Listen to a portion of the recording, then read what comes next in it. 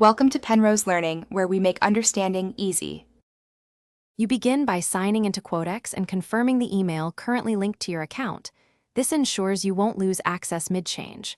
Once done, open your Gmail in a separate tab and keep your phone ready for verification codes. Make sure you have any backup codes or password manager entries available, because Quotex may ask for identity verification. This prevents lockouts. Now proceed to Quotex's account settings. Don't wait. Start the change process immediately so both sides stay in sync. You now change the email inside Quotex by opening Profile, then Security, and selecting Change Email. This is where you enter your new Gmail address. After submitting, Quotex typically sends confirmation links or codes to both the old and new addresses, so check both inboxes and spam folders. Once you confirm, the system may prompt for 2FA revalidation. Complete that promptly.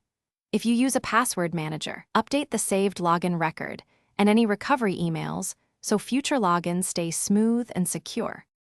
To finish, log out and log back in using your new Gmail to confirm the change took effect. Then run a password reset test to verify recovery works. Make sure Quotex emails land in Gmail by checking filters and promotion folders.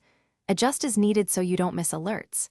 If anything goes wrong, like no confirmation email or failed verification, contact Quotex support quickly, provide your account ID and screenshots, and request manual confirmation. That troubleshooting step resolves most.